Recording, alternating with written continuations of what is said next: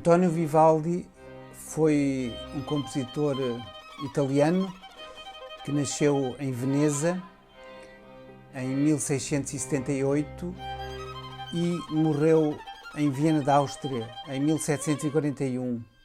Viveu, portanto, a sua vida dentro do período barroco e foi, sem dúvida, o mais influente e o mais original compositor da sua geração.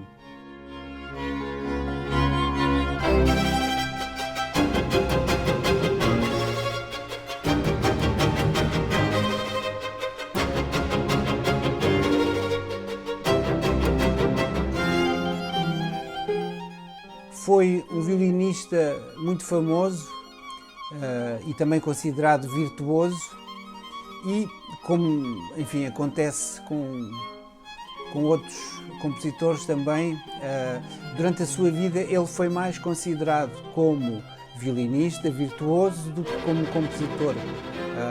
E, portanto, há sempre esta dicotomia aqui entre o tocar e o compor, embora ele tenha alcançado na sua vida uma fama muito grande também pelas suas composições e, sobretudo, pelos seus concertos.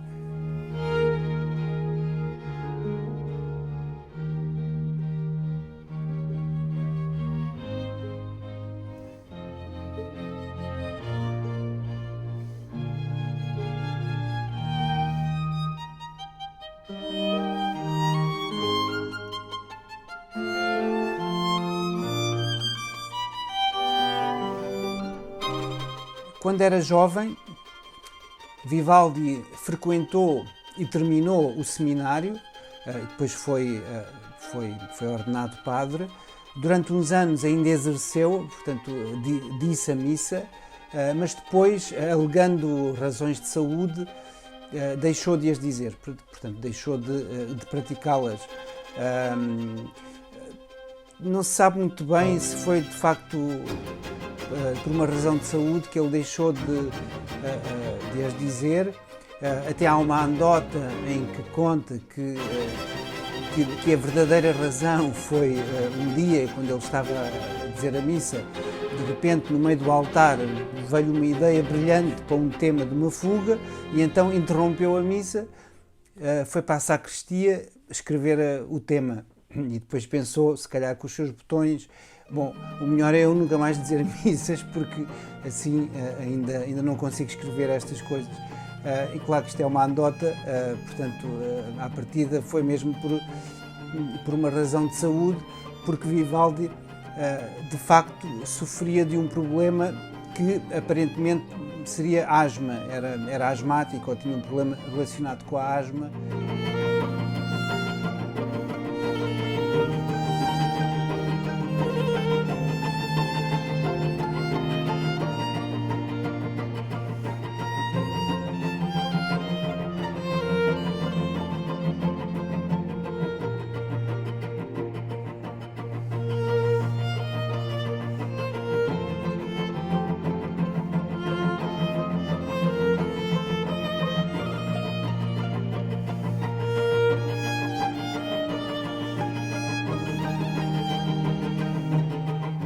O seu primeiro trabalho, ou o seu primeiro cargo, foi, aliás, eu penso que foi o mais importante na sua vida, porque foi o cargo ou melhor, começou pelo cargo de professor de violino numa instituição muito importante em Veneza, que era uma espécie de um convento-orfanato chamado Pio Ospedale della Pietà, portanto, o Hospital Pio da Piedade, que era um orfanato para raparigas. Portanto, as raparigas órfãs, as raparigas e as meninas entravam e tinham, sobretudo, uma educação musical, onde aprendiam um instrumento, aprendiam a cantar, eventualmente a compor, enfim, as regras da harmonia e do contraponto, etc, etc. E, portanto, Vivaldi, isto foi em 1703, ganhou esta posição e durante toda a sua vida continuou aqui na Pietà. Teve algumas paragens, porque ele teve sempre muitos problemas depois com a hierarquia eclesiástica, mas foi sempre, digamos, foi sempre a sua casa. E de facto, podemos considerar a Pietà como uma espécie do seu laboratório privado, ou da sua orquestra pessoal, que possibilitou que ele fizesse muitas experiências, ou enfim, muitas tentativas, e que de facto depois permitiram revolucionar o concerto, porque sobretudo o que ele trabalhava com as raparigas da Pietà foram os concertos, portanto os cerca de 500 concertos que ele escreveu durante a sua vida.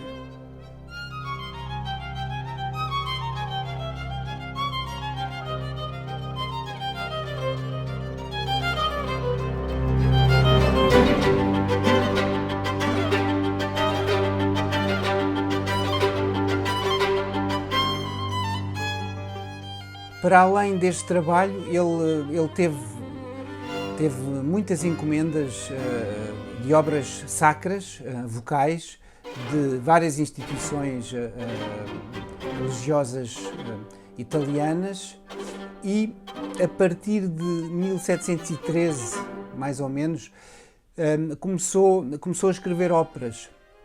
E escreveu muitas, porque foram quase 80.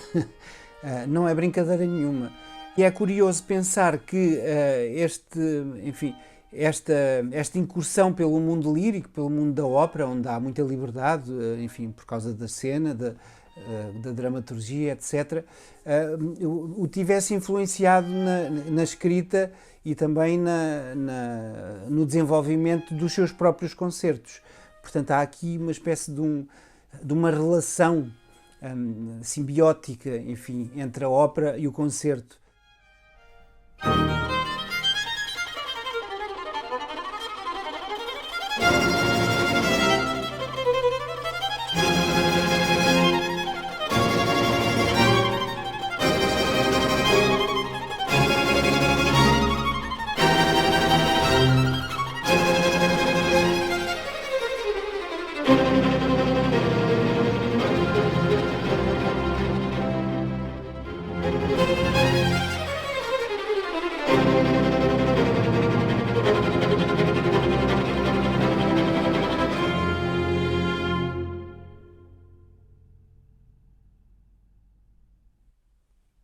Há duas características técnicas fundamentais que Vivaldi trouxe à forma que hoje conhecemos como concerto, e mais especificamente o concerto barroco.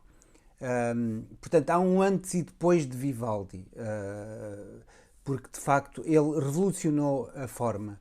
Antes de Vivaldi, na música instrumental, porque o que era mais predominante era a música vocal, portanto a música instrumental sempre foi tentando ganhar mais espaço durante o século XVII, portanto 1650, 60, 70, 80, por aí fora.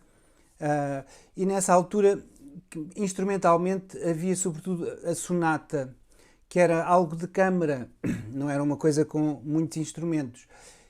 E a sonata, basicamente, era constituída por duas ou três partes, portanto, imaginem, dois violinos e um oboé, por exemplo, e depois baixo contínuo, ou então três violinos e baixo contínuo.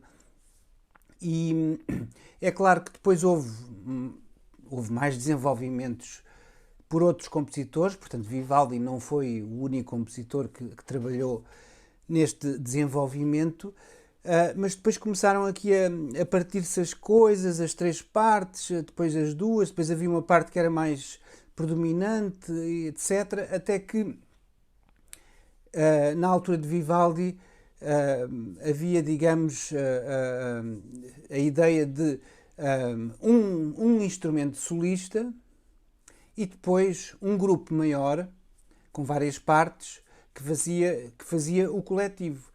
E, portanto, havia esta dicotomia, este diálogo entre o instrumento solista e a orquestra, o grupo. Pronto, e foi isto que de facto ficou cristalizado e que depois Vivaldi, enfim, levou até às últimas consequências. Portanto, basicamente temos a orquestra, que tem várias partes e que era tratada como ripieno, e depois a parte solista, que era tratada como concertino. Portanto, ripieno, concertino. E é este diálogo que define, enfim, a forma do concerto.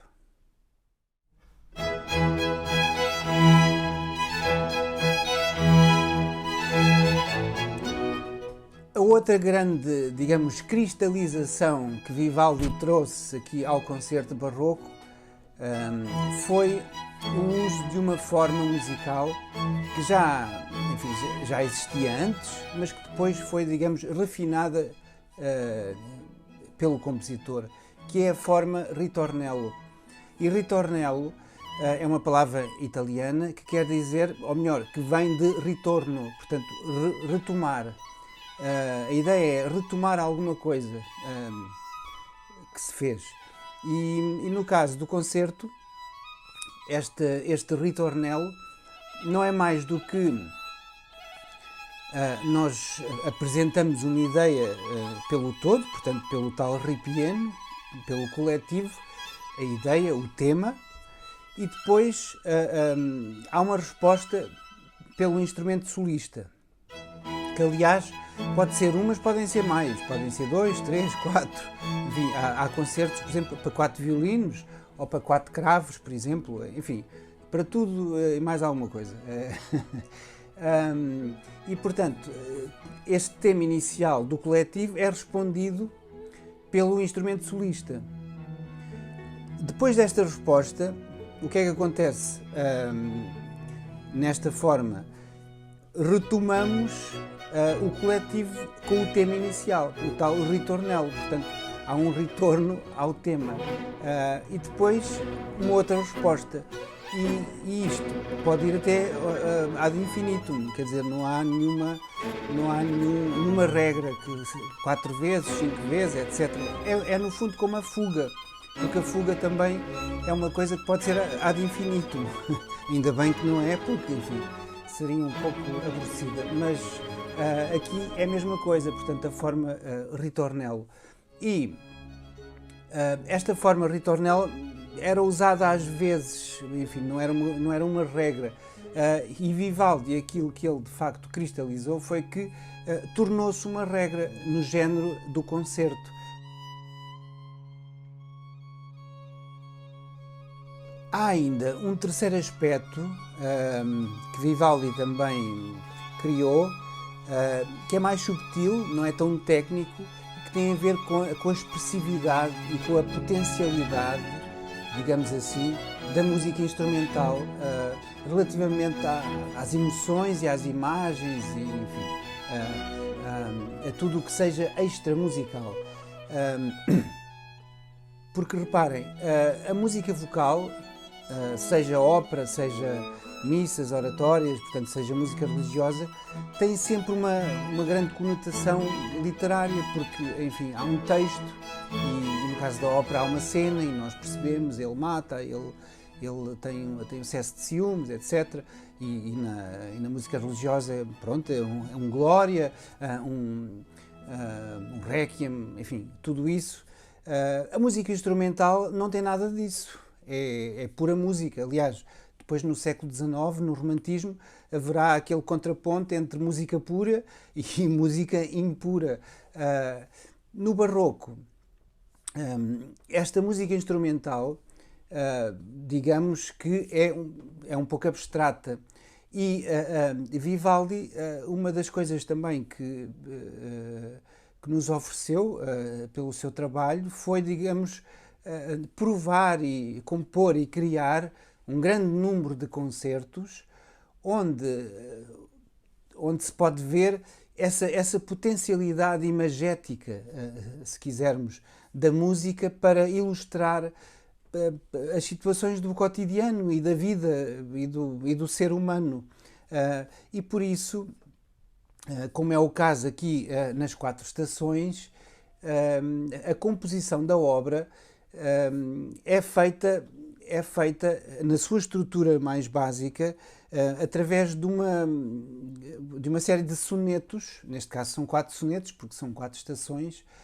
Cada soneto, um soneto literário com 4 estrofes, e cada soneto ilustra aquilo que é a estação, portanto, a primavera, o verão, o outono e o inverno. E Vivaldi tenta sacar destes sonetos e destas ideias que estão aqui literariamente expostas, tenta sacar aquilo que para ele é o mais claro em termos musicais. Portanto, é uma música descritiva. Por outras palavras, é música programática, onde existe um programa muito claro e muito específico, que aliás está escrito na partitura, em pontos-chave. Depois já exemplificarei, e onde se vê, enfim, estas ideias imagéticas que Vivaldi transformou em música. E isto, de facto, é algo, digamos, de revolucionário em termos instrumentais, claro, não na ópera, mas em termos instrumentais, e que influenciou muitos outros compositores na altura e também posteriores a Vivaldi.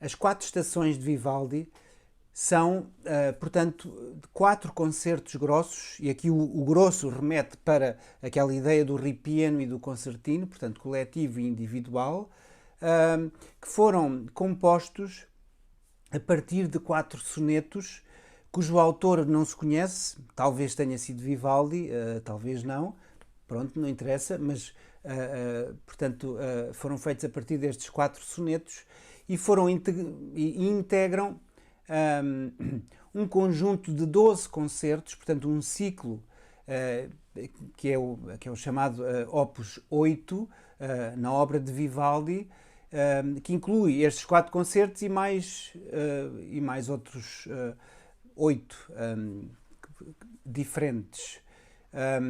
Este Opus 8 tem um título, que é um título, para mim, sempre pareceu um pouco altivo, um pouco ambicioso. Em italiano é Il cimento dell'armonia e d'invenzione. Portanto, o teste da harmonia e da invenção. Que quer dizer, no fundo, para mim, que é Vivaldi quer nos mostrar que, enfim, as potencialidades harmónicas e inventivas do concerto.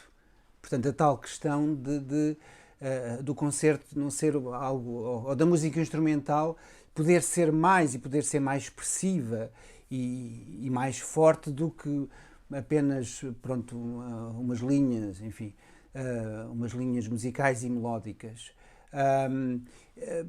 Este conjunto, este Opus 8, foi publicado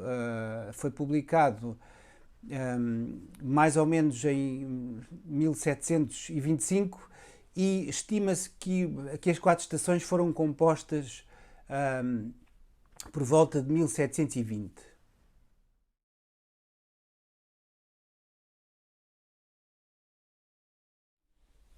Temos aqui, por exemplo, o diagrama do concerto número 3, o outono. Temos aqui deste lado, isto é o soneto, portanto, estas são as 4 estrofes, 1, 2, 3, 4. Depois aqui temos os andamentos do concerto, isto é o primeiro andamento, o segundo andamento e o terceiro andamento. E depois temos as secções onde estes versos vão entrar na própria música. Portanto, a secção A tem estes 2 versos aqui. A secção B terá este verso e a C este. E isto completa o primeiro andamento. Depois temos o segundo andamento, e a secção D, que é o segundo andamento todo, tem aqui os 4 versos. Por último, o terceiro andamento, que é composto por esta secção E, que tem este verso, ou melhor, estes 2 versos, a secção F com este verso, a G com estes 2 e, por último, a H com este. E, portanto, assim, desta maneira que Vivaldi constrói a estrutura do concerto. Portanto, intimamente ligada às características de cada verso e de cada estrofe, dando por isso uma claríssima imagem musical, onomatopeica, se quisermos, do soneto.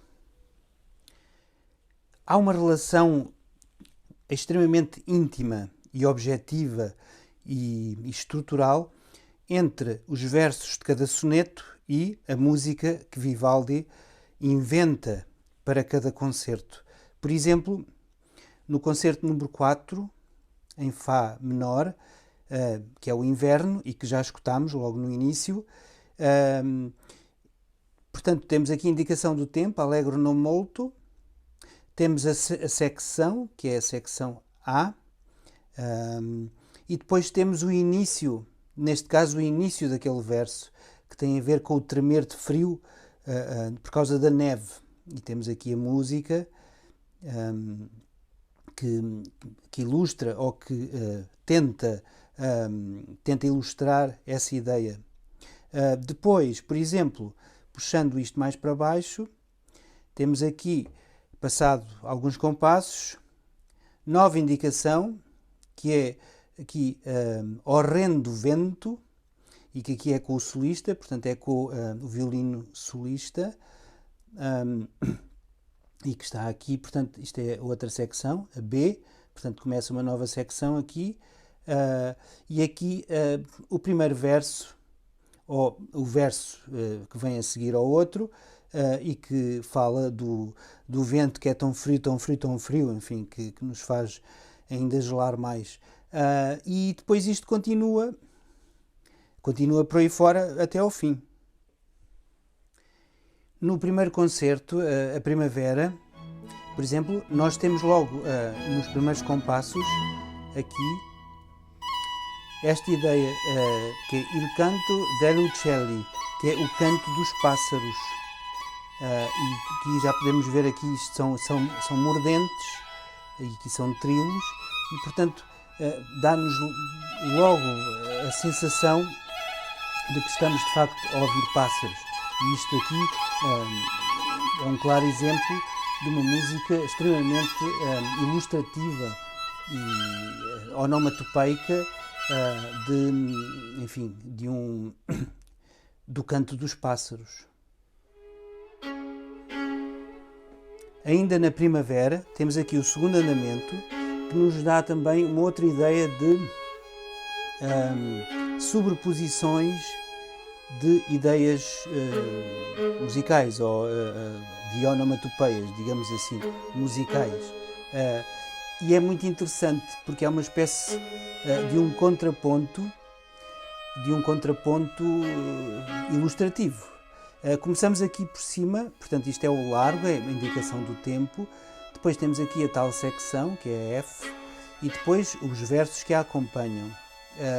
E depois temos 3 partes muito claras, portanto esta de cima, que é o violino solista, estas duas aqui, que são os 2 violinos tutti, ou os tais ripieno, e temos aqui a viola. E o violino solista toca uma melodia muito calma, muito serena, que tem a ver com os versos.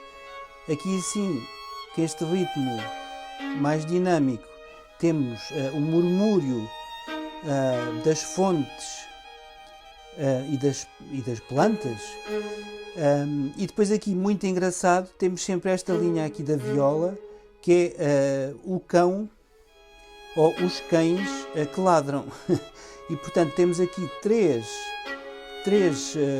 digamos, músicas diferentes que se sobrepõem para formar um todo.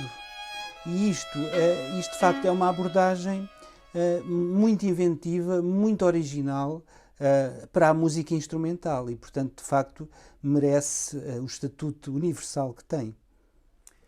Em suma, as quatro estações de Vivaldi, pela sua invenção, seja harmónica, melódica, rítmica, como também pela sua grande expressividade e pela sua clareza de discurso, que tem a ver com os sonetos, enfim, penso que de facto merecem o estatuto que hoje têm, de uma obra incontornável e que faz parte do repertório de todos os grandes solistas e também das orquestras, anualmente, sempre repetidamente interpretada nas salas de todo o mundo.